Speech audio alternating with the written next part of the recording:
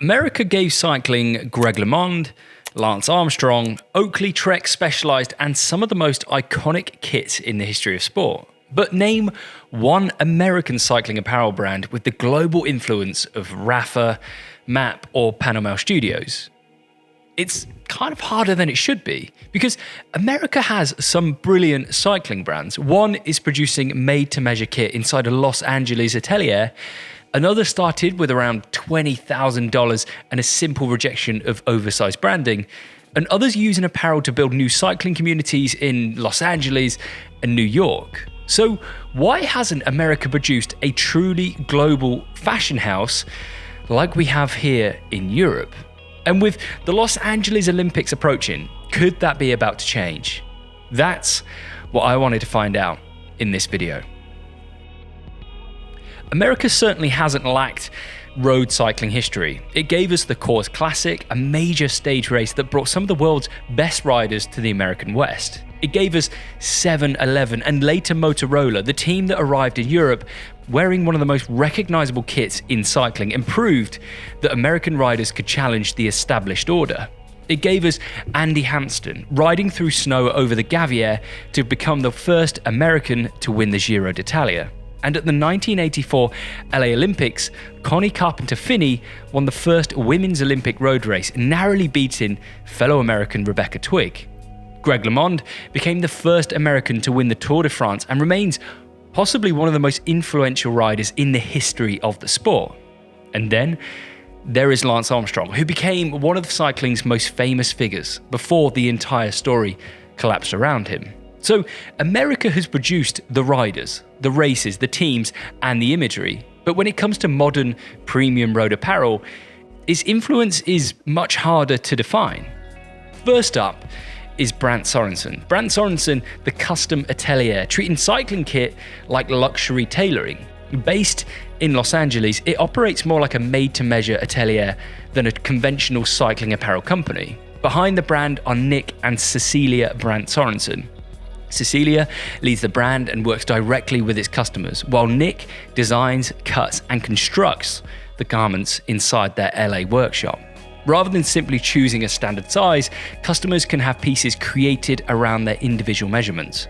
One set of hands can be responsible for a garment from start to finish. The brand combines technical materials with fabrics, which is insane, such as merino wool, silk, and cashmere.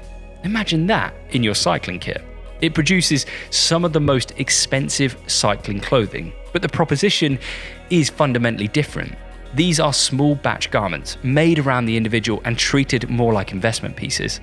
Whilst most of the cycling industry is searching for scale, Brandt Sorensen is deliberately taking cycling apparel closer to couture. Next up is Velocio, founded in New England in 2013 by Brad Sheehan and Andrew Gardner.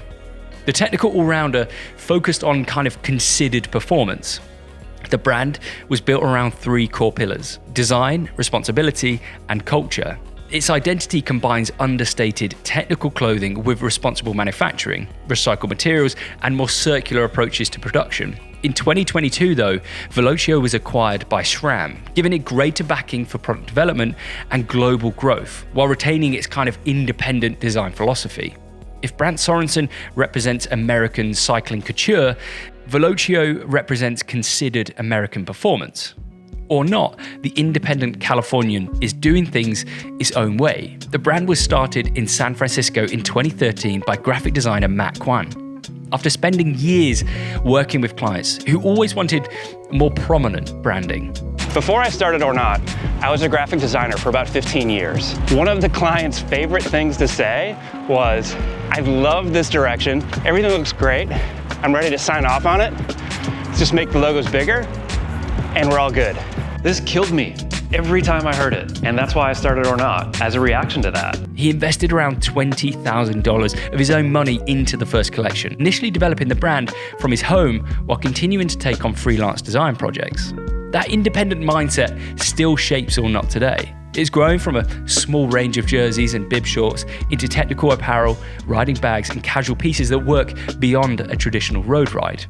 It kind of sits within the premium market, but without presenting itself like a European fashion house or professional racing team. The design is purposefully quiet. And that's on purpose. The attitude is informal and the idea remains incredibly simple. You can write covered in logos or not. But while America's independent brands build their individual communities, a British company might be preparing to own the much bigger moment. In 2028, the Olympic Games are coming to Los Angeles. Cycling will have a major presence, including road racing, track cycling, mountain biking, BMX racing, and BMX freestyle. The road races are planned to begin at Venice Beach before finishing towards the Griffith Observatory, while the other disciplines will take place across several recognizable parts of LA. That makes Rapha's new USA cycling partnership particularly interesting. Rapha will supply the American national team from 2026 all the way to the end of 2029, covering the entire build-up to the home games.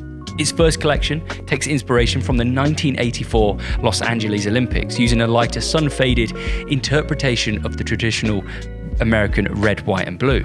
Rapha CEO Fran Miller described the scale of the opportunity. She said, "The starting pistol for LA has been fired, and there is nothing more powerful for a sport than a home game." Rapha says it wants to help win medals, attract new fans, and get more people riding. But commercially, the opportunity is impossible to ignore. Rapha may have been founded in London, but its ownership is now American. In 2017, US-based RZC Investments acquired control of the company. The investment firm was founded by Tom and Stuart Walton, grandsons of the Walmart founder Sam Walton. So while Rapha remains British by origin and is still based in London, the company behind it is American-owned. That makes this whole move towards Team USA feel even more deliberate.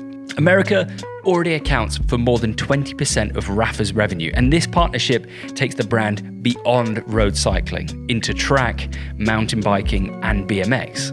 So, is Rapha trying to establish a deeper hold over the American market before LA 28? I think that is a fair interpretation. It stepped away from its World Tour partnership with the EF and moved into a 4-year relationship that places Rapha across multiple disciplines, all building towards one of the biggest sporting moments in American history for a long time. And we have already seen what kind of moment that can do. There is a recent precedent for exactly what Rapha may be anticipating.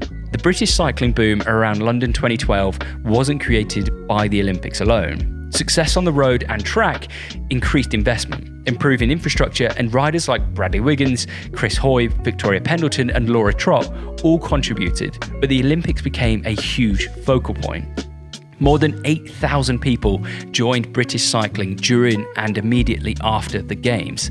Research at the time found that 52% of respondents felt motivated to cycle by the achievements of Team GB. By 2016, the number of British cycling members who raced had more than doubled, from around 29,500 after London 2012 to 62,000. The Games helped push cycling deeper into mainstream British culture. People watched it, they understood the athletes, and they joined clubs and started racing. And Rapha was perfectly positioned to benefit from that wider movement. America is a very different market. The distances are greater, its cycling cultures are more fragmented, and the quality of infrastructure varies dramatically between cities and states. But the potential audience is also much, much larger. If LA 28 creates even a portion of the momentum that Britain experienced around London 2012, the commercial opportunity could be enormous. Rapha appears to be positioning itself early, combining its British identity with American ownership and growing a presence in one of its largest markets. But what about the American brands trying to own that opportunity themselves? Perhaps the company capable of doing it hasn't fully emerged yet, or perhaps it is already here, operating within one local scene. Which brings us to Green 27. Green 27 is the community and brand making cycling feel way more welcoming. It's a Los Angeles brand founded by Danny Nogueira. After leaving a career in the music industry, and from what I've learned, Danny began cycling during the pandemic. Yeah, it came out of strict necessity. So one, on the kind of culture and community side, stepping into a world where everything was very foreign and inaccessible almost immediately, to, on the other side, really having a a wasteland of product where there's nothing at the time, especially this is now almost 5 years ago. There's been a lot of kind of shifting influence and new developing companies and culture, but at that time it was really hard to find, comfortable and also aesthetic clothing that was exciting. Despite having no background in fashion or manufacturing, he began contacting development companies and eventually found a UK partner to help create the first collection. That initial range was produced in Portugal using premium materials, despite costing around 4 to 5 times more than some of the alternatives available to him. What I find particularly interesting is that Grin27 began organising community rides before he had any products to sell. Nobody attended that first ride. One friend joined the second, and the community gradually grew from there. Grin27 also uses smaller production runs, focusing on durability while avoiding unnecessary stock, which is a very important factor in this day and age. But some of America's most interesting cycling apparel doesn't come from conventional clothing companies. Team Dream, the playful local crew that grew into something much, much bigger. Team Dream by Cycling Team began as Sean Talkington's excuse to stay connected with his friends who were still racing. That playful project developed into an insanely cool apparel label, creative community, and eventually the Clubhouse, its physical home in Los Angeles. Team Dream has since collaborated with brands including Cannondale. Let's give you a little recap of the Team Dream Cannondales. Within like 30 minutes, US obviously gone, Canada gone, I think Mexico got a couple, gone, France, Italy, Norway, Sweden, Japan. But it has retained that personality of a small local project. So after looking at these brands, I think I start to understand why America hasn't produced its own Rapha. It might not need one. Europe exports heritage and professional racing. Australia has developed a recognizable mix of design, cafe culture, and a more relaxed attitude towards cycling's traditional rules. America is harder to find because its cycling culture changes from city to city. The brands we've looked at represent completely different versions of it, from technical performance and made-to-measure luxury to community-led projects and a playful local crew. They aren't telling one American cycling story. They're showing us that there probably isn't one. America's influence has never been missing. It gave cycling mountain biking, BMX, messenger culture, and much of the modern gravel movement. Perhaps we've just been looking at it through the narrow lens of premium road cycling. LA28 could bring many of those worlds together, and Rapha has positioned itself at the center of that opportunity. The question is whether an American brand can use the same moment to build something globally influential of its own. Perhaps America doesn't need to create its own Rapha. Perhaps its strength is the number of cities, scenes, and communities creating their own versions of cycling culture. But I'm looking at this from outside the US. I'm here in the UK, so I'm sure there are brands and local scenes that I haven't even discovered yet. If you're based in the US and have a better ear to the ground, please do tell me the brands that I'm missing in the comments below.